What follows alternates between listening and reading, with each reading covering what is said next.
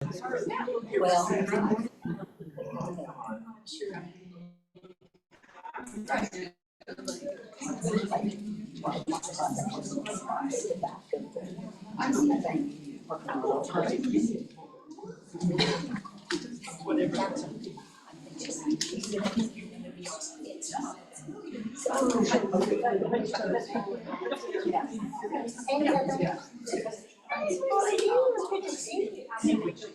We'll start in about a minute and a half. I give people a little more time, and we will finish on or before 12:15. there we go. You already made points for this teaching.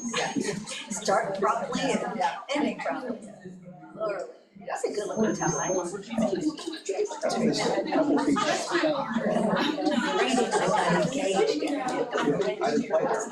He didn't either. Whether his brother and sister, the two of them went and saw things.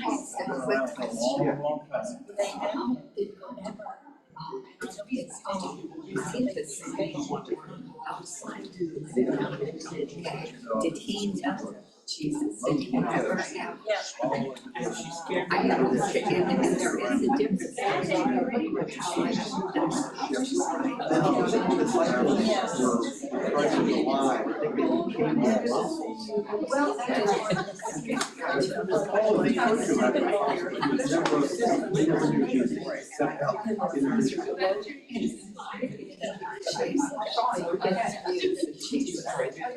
You know, that's the big question.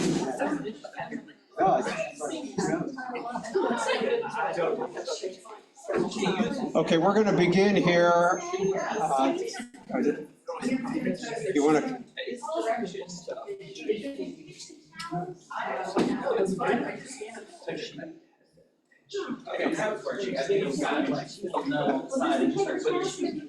Oh, perfect. I mean, I will say that.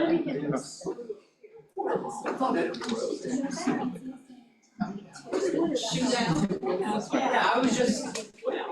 It was rather silly. Okay, we're going to begin here. We're starting with a cartoon again. This is the Bible Project. This is Acts.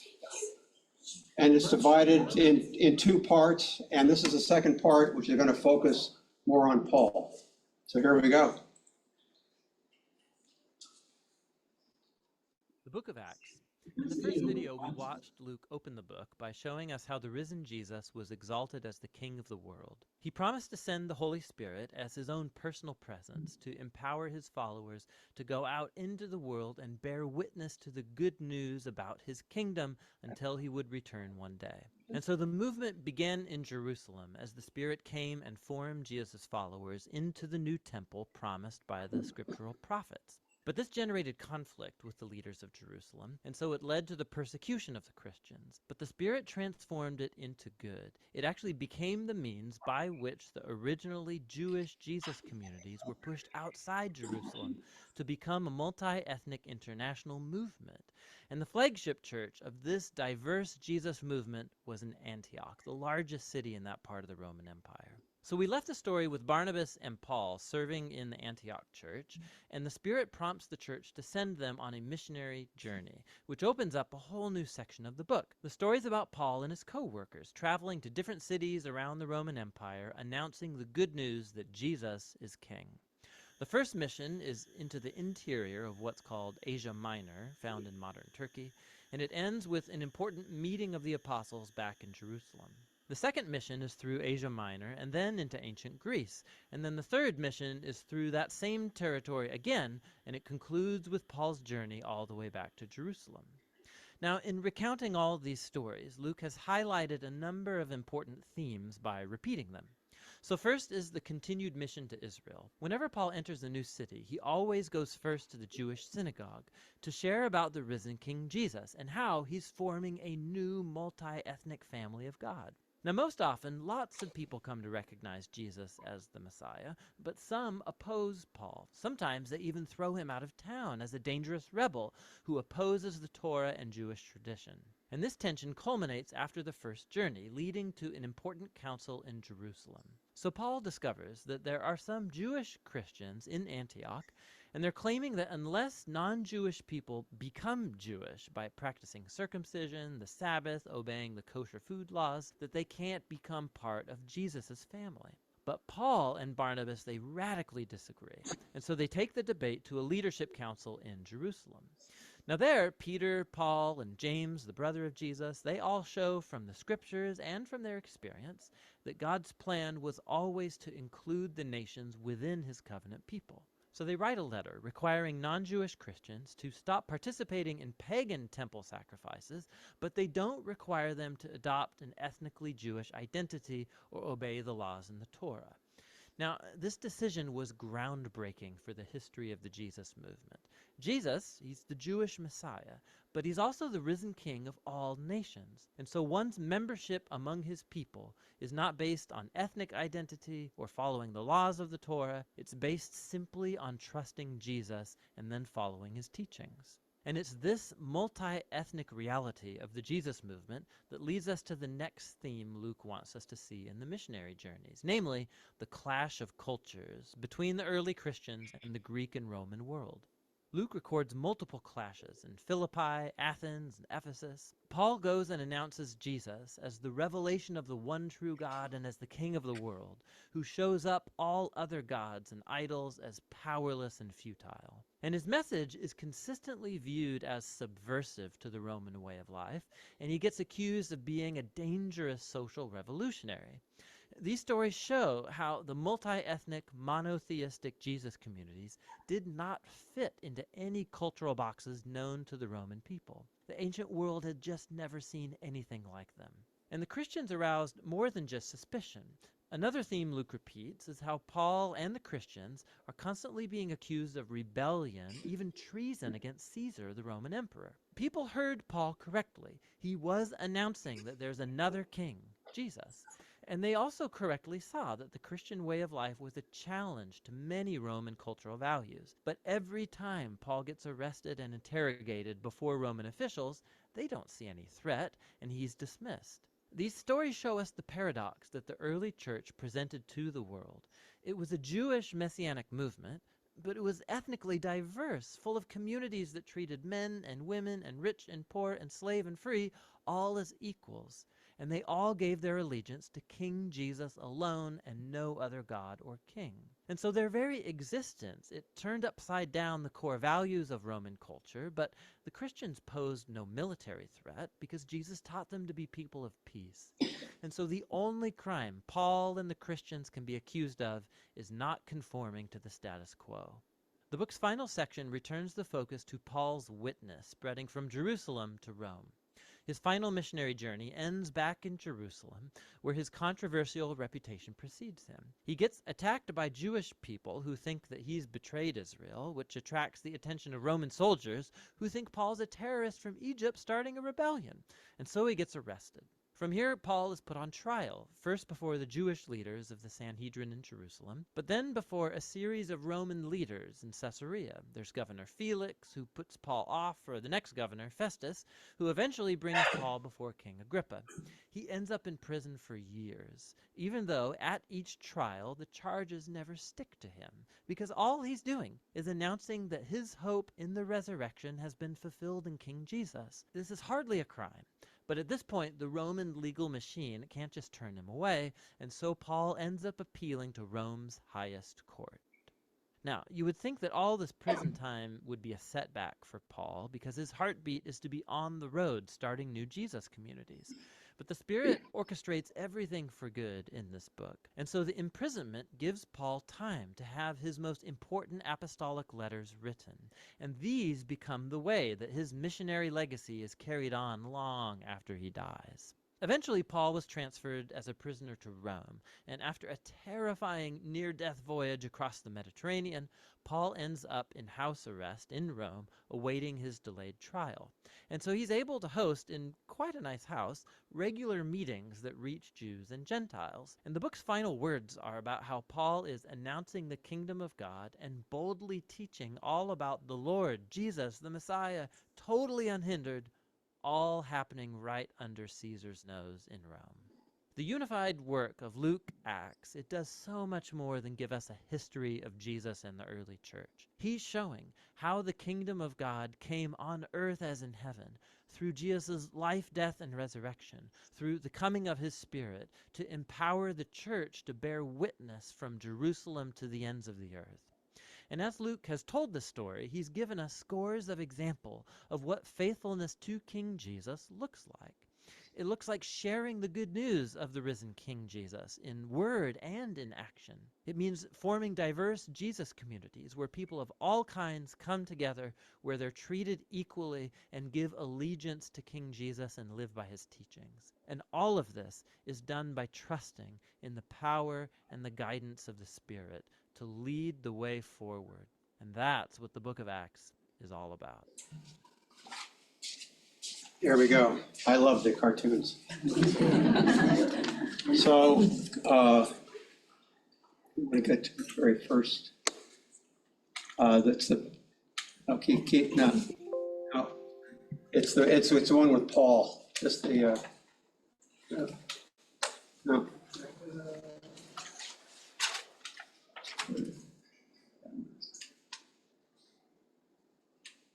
There we go. There's our hero. I just wanted to start with him. I love the painting. We have the St. John's Bible is here. Look at it afterwards. But the colors here are just wonderful, and the buildings. And Paul traveled a lot by ship, and they even have a big galley built down there. So anyway, it's just great. Let's go back to the list of the Roman emperors. Sorry to be flipping around so much. Here we go. There we go. Now, the reason I'm going to start here is very brief. Last week, we ended up with Trajan and his written discussion about the Christians. That was the very first time the Romans had actually written something about the Christians.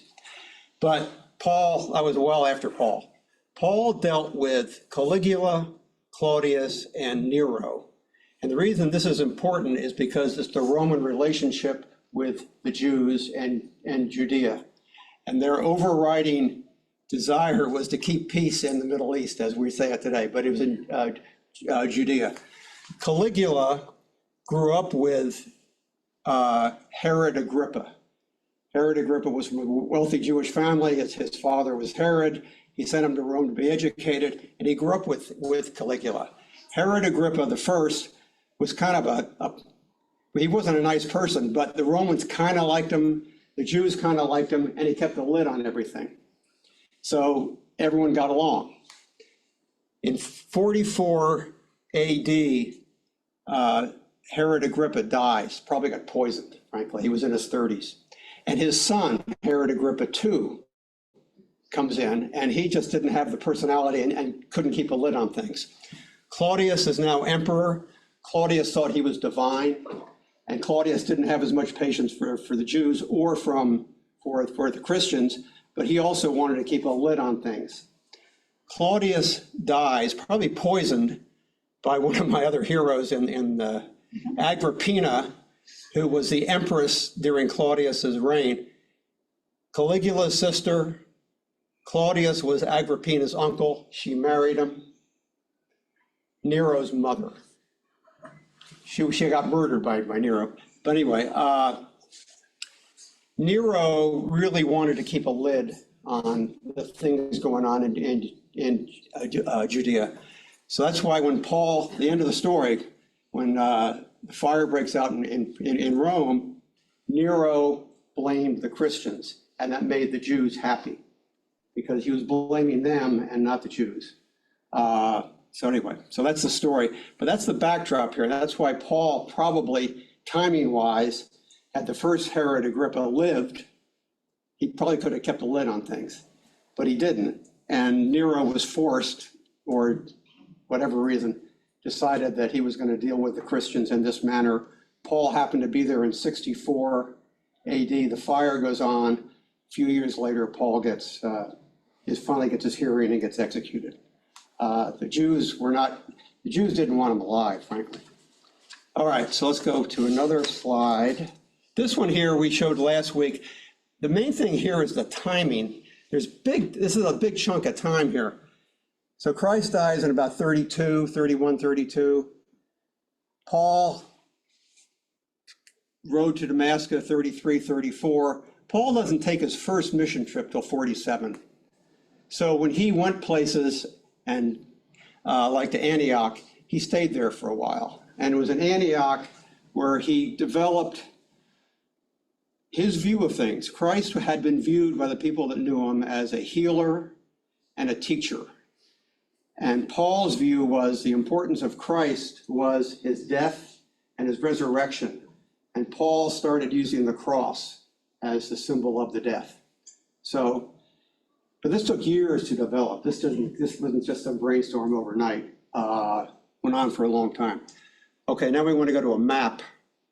So keep going. I love the maps. They're really nice and clever. Here we go. Paul's first trip. Let me see. It starts out, that's the blue one, if you can see it. He first goes to Cyprus, which is very close, short trip. And then he moves on into Asia Minor. Pat and I have been to Cyprus, by the way. It's a really beautiful place. And he goes up to Galatia. Galatia is a fairly big territory at this time in what is now Turkey. It was settled in the 6th, 7th, 5th centuries by the Celts, who came down from what is now part of Eastern Europe and so on. Paul went there for a reason, because they weren't Romans, they weren't Greeks, they weren't Jews, they were their own ethnic background, and they're like a clean slate for Paul. On the way up to Galatia, Paul gets stoned. He always stopped, as you heard today, at a Jewish synagogue first, but he got beaten up there pretty badly. But he spent about a year up in Galatia. Then he came back. His second trip, he goes up into Asia Minor again, but he ends up going up he starts in Philippi, way up here, and then down to Thessalonica. Philippi was named after Alexander the Great's father, Philip. It was a port city at that time. It's now inland because of the silt. Thessalonica, now Thessalonica, is a big city in Greece now, several 100,000 people. He's there for a couple of reasons. One, they had Jewish settlements, but they weren't huge. He had sponsors. He had like advanced people. Up in Philippi, a lady, Lydia. Lydia was a widow. Widows could inherit money. She was rich and she was influential, and she followed the way. She was part of the movement. Down in further south, and she probably helped him out in Thessalonica. So Paul had a place to stay.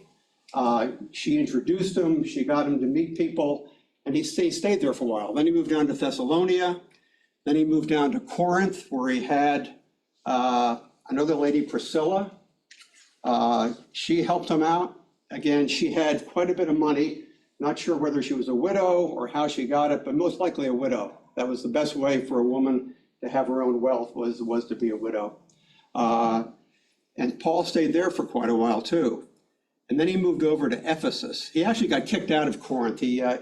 Paul gradually got mainly the Jewish people in these towns kind of mad at him, and he either got run out of town, or he was so, maybe the Romans got irritated at him, but he moves over. So he goes from Corinth over to Ephesus. In Ephesus, again, he had a sponsor. He ends up getting kicked out of there, not for religious reasons. He didn't read the economy. Ephesus's patron goddess is Diana. And it was a big tourist place back then. And there was a big business of making little statues of Diana out of silver. Some of them were made out of bronze, but some of silver. And there were a lot of merchants who sold these things. Paul railed against them. It's an idol, you can't do it. And the city people in Ephesus, what, you're going to ruin this economy? And so he got kicked out of there for that reason. And then he goes back and he does a third trip. He decides that he wants to go to Rome. But he wants to go to Rome after having been in Jerusalem. He wants to be in the temple, worship, and then go to Rome and talk to the Christians. And it was in Rome he got in a big fight while he was at the temple. The story is that the Romans actually had to come in and drag him to safety because the Jews had wanted him dead. Romans probably put up with him, but they did take him to Caesarea. Stayed there for about a year. He was in captivity, but he was living relatively nicely. But he had Roman guards. And it's there that he appealed and got a trip to Rome, courtesy of the Roman legions. But he ended up in Malta with a big wreck, Sicily. Can you imagine the time it took that? I mean, it probably took him a year to get there. It's just remarkable. One thing I didn't mention, I'm using the letters that Paul wrote, the Colossians. Okay? It's not a big place. Colossae, here's Ephesus. It's back right in here. It's a small plain. It was a big Persian city when the Persians ran Asia Minor. Like Washington slept here. It was famous because Xerxes stopped there with his army on his way to take on the Greeks at Thermopylae and Marathon. By the time Paul came along, it was smaller, but again, it wasn't Greek, it wasn't Roman, had some Persian influence, and so he goes there. It was kind of an odd place for him to go, but there he was, and he wrote a letter about him. So we have that today. So the next one, let's go to the chart that says Paul's letters and missionary journeys. There we go. Another important point is just timing. You can see the years here, 34 to 67, so it's 30 some years. But when he was under Roman arrest, you saw, this is where he did his writing, a ton of writing. His first letters were to the Galatians. Some of these letters he wrote himself, some of them he dictated to scribes. Some people study these things and some people can tell when Paul actually wrote the letter versus, dictated it to somebody just by the grammatical mess of Paul's letters. I mean, they're awful to read. If you've ever read at the services, if you got a Paul letter, you got to really do your homework. They're tough.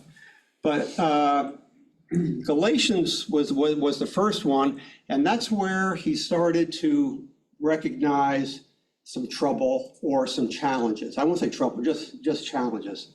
And that's one of the questions that we'll talk about. Let me see if I have any other notes here. Okay. Why don't we go to, flip through and I'll tell you where to stop. Okay, right here. This is something, if you're looking at the last 2/3 of Acts, these are a lot of the things that show up in various places. Paul's conversion, Barnabas, who is another Jewish person whose family evidently was in the tent business. And these were leather tents that they sold to a variety of people. And that's one of the reasons why Paul's family would go to Antioch on big celebration days for the Jews, or the Jews would get, because there's so many sheep getting sacrificed. And so there's tons of sheepskin around. Talked about Peter gets in trouble. He gets miraculously freed by angels. It's really a great story. And this is all Paul's stuff down here. All his voyages. This is over a series of years. So why don't we go on? I want to get to some questions. We got about 20 minutes. And no, that's what the churches look like. We'll back up a little bit. So, just a second. Here we go, good. So let's just, my first question is, what are your thoughts on Paul when he's on his road to Damascus, the conversion? It's almost like an immediate thing with Paul. I'm just curious what you think about that. It's a great story. But it just seemed like Paul right away knew that something had changed. Any comments? Okay, Well, yeah, it comes along with that phrase that something immediate change. That's true, but there also wasn't there a year after that happened where you're basically in a state of recovery, yes, it was. processing it and going through it, and so there probably was a lot of time of like trying to digest what had even happened. So yes, there probably was like a knowledge of like, yeah, something happened here, but it probably took a while to understand what that meant. Well, you're right, because he did spend time in Damascus and some other places after that before. That's a good point. Okay.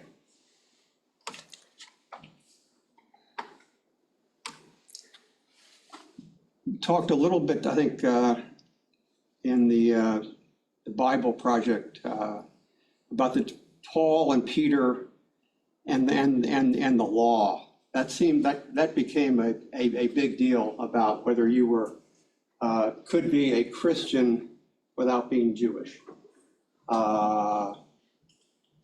An interesting thing about Paul, and there is some contradiction in what versus what Paul wrote, which is what Paul did. I think Lonnie may have mentioned this today. Some of his writings aren't so complimentary of groups, but his actions were quite a bit different. A lot of the early Christians were women. I'm reading a couple of books about Paul, and one of them kind of said, well, of course, the women didn't have to worry about circumcision.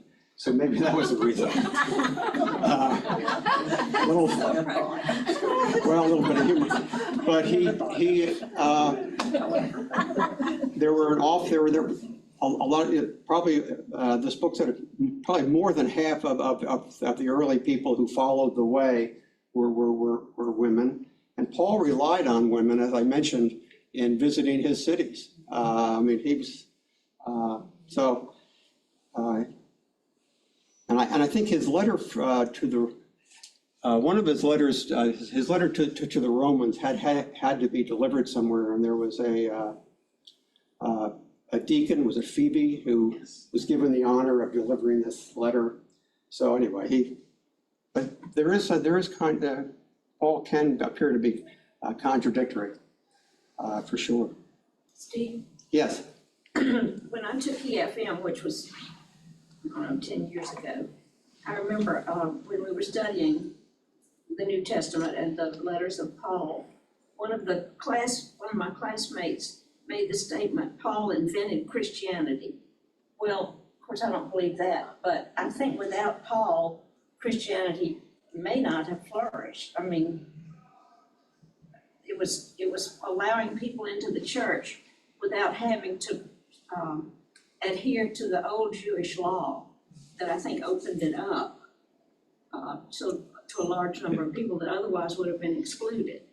That's the theme in a number of, I've read 3 books on Paul, and that's kind of one of the basic themes that they all say, is that it was Paul who, look at his journeys, where he went. I mean, he really spread it out.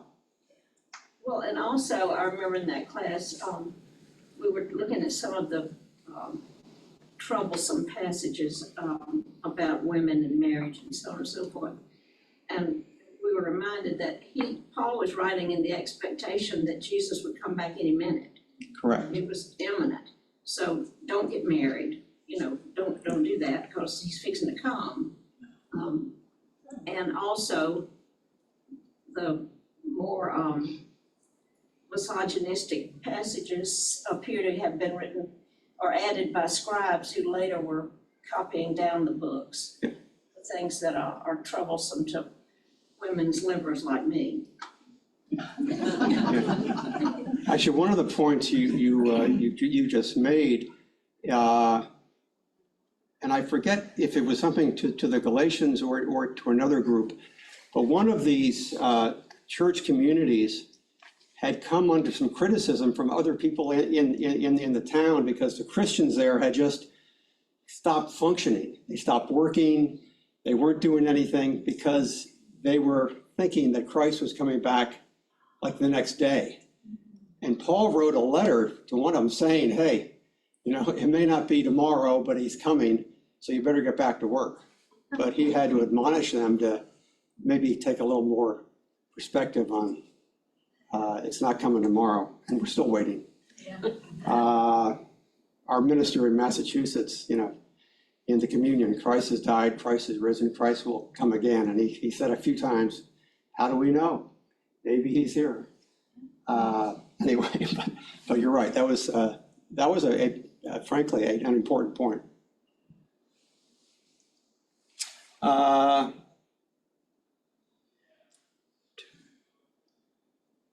One of the look at question 4. This is where Paul really started to get himself into trouble. He decided to go to Rome, but decided to go back to Jerusalem first, and then from Jerusalem, his thought was to write a letter to the Romans to say he was coming.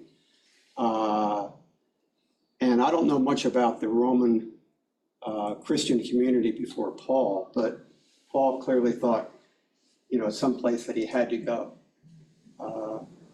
It may have been because it was the, kind of the capital of the empire. But Paul did spend a lot of time in Antioch, which was the third largest city in the Roman Empire after Alexandria, and then Rome, of course. But yes. I have a question, and it goes with that, but I'm just curious. Do you think Paul was trying to codify the early Christianity, or was he just writing down his observations and his experiences? I know it's kind of hard to know, but he does end up codifying a lot for us with his letters and everything, and reflecting, of course, his culture.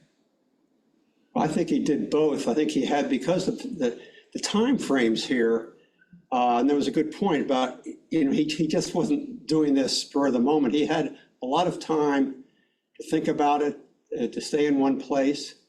And, if you're on a ship going up here or there, or on the Roman roads, you do have the time. So I think it seems like it did evolve into what has become more of our fundamental beliefs than just his writing down his diary. This is what I did today. The other thing about the Roman Empire, without the Roman Empire, Christianity probably wouldn't have spread as much, because by the time Paul came along, the Romans had very good, decent roads. Land travel was taking longer, but the Mediterranean was free of pirates. I may have mentioned this last week. Starting about 60 BC through Augustus, they just cleaned out the pirates, and that was a big deal because they were looting ships, and one of Pompey's sons was holding up the grain supply from Egypt, so he finally got dealt with by Augustus. But it was a pretty important. So you could travel. The other thing is, the Romans did have a sense of law. If you were a citizen, you had the right to a trial by a Roman magistrate. And so, he really played a strong card. He wanted to go to Rome, and he never did see Nero, evidently. One thing about Acts, which I kind of intrigued by, it just kind of ends. Nothing about Paul dying. It just kind of ends. And that's been filled in later by other scholars. But Luke, who evidently wrote Acts, would have known that Paul had been executed. And I'm just wondering why he never mentioned it.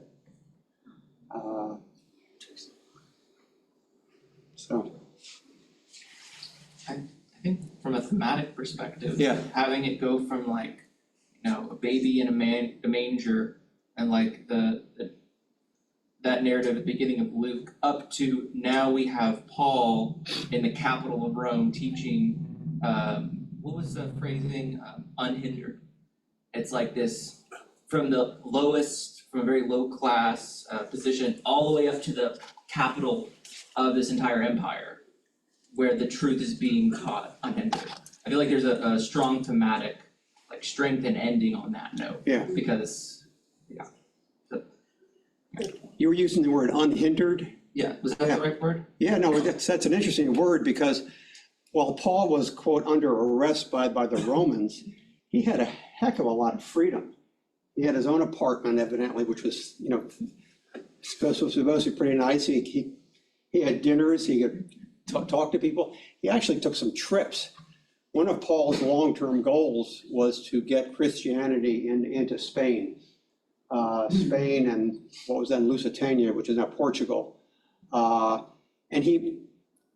the scholars have not definitively said yes or no, did he ever make it to Spain, but he could have. There were ships leaving Rome all the time for Spain, back and forth, a lot of trade. So he could have gone to Spain. And he evidently, sometime a year before he was executed, was actually supposedly seen in Macedonia. He'd gone across the Adriatic into, there. So he did have some freedom. I'm just wondering why he knew what the end was going to be, that the Romans were going to execute him probably because the Jewish people wanted him dead, and not to irritate the Jews, the Romans were probably going to do that. I think he knew what was going on. I'm surprised he just didn't disappear. If he's taking a trip, I mean, he could have disappeared in Spain and no one ever would have seen him. But I think his mission to him was bigger. For some reason, he wanted to be there. He wanted to have his day in court, good or bad. He's probably on a Viking cruise. Yeah, well,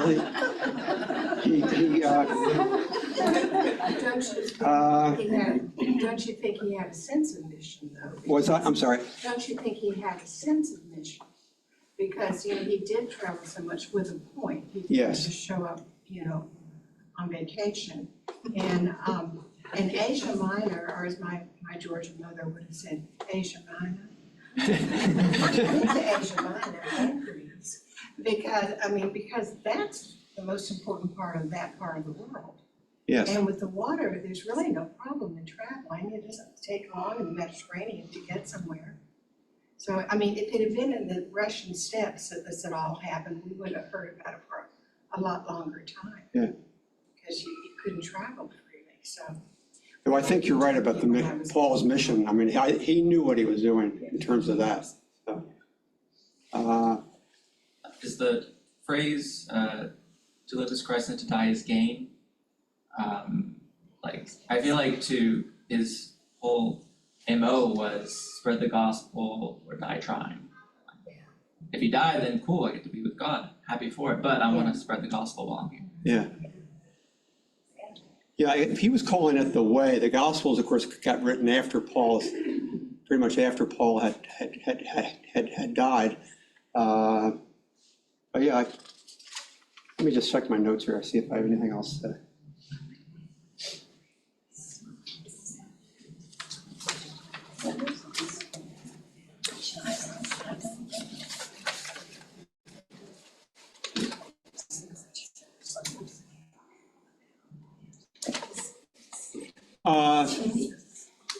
I think it's, I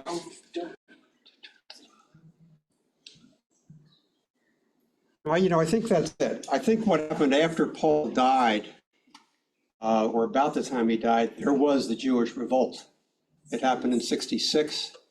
Nero sent in one of his generals who at that time had legions in Egypt, and the guy didn't do such a great job, and then Nero commits suicide in 68.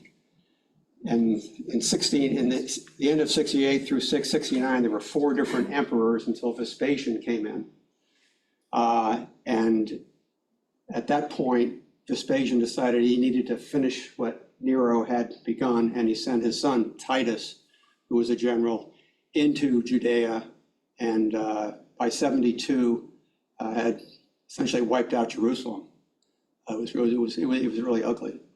But that's why, when I mentioned before that the earlier emperors knew it was a tinderbox, that something was going to happen, and sure enough it did.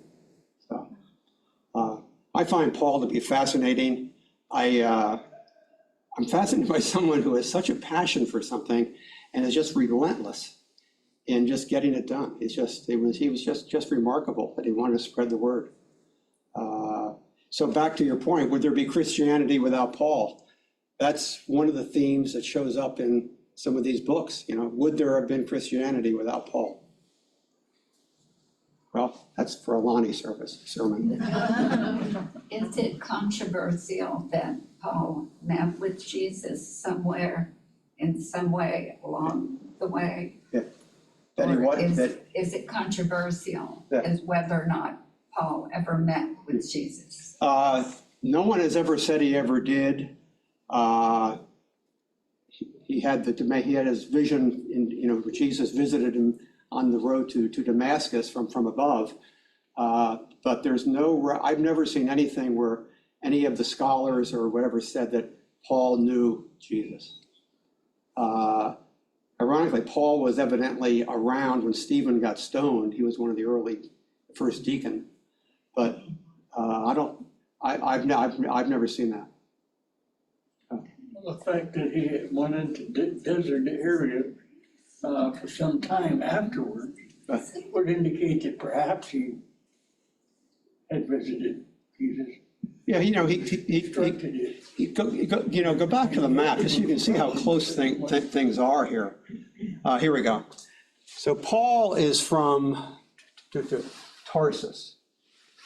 Now Tarsus, and then you see Antioch, which is further south. They're both in Turkey today. But it's 300 and some miles from Antioch to Jerusalem. So it's a pretty good hike. And whether Paul would have gotten there or not, I don't know. His family was in the tent business. They had a lot of contracts with the Roman legions, which is how he became Roman citizens. So I don't know. But the distance was a little bit more than I had thought, frankly. 12:15.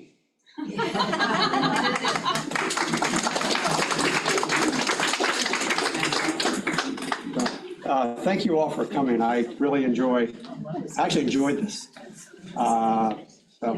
And I know we're all going to have our thoughts and prayers with Mother Leslie, but it's wonderful you're here. Thank you. What a nice job, Steve.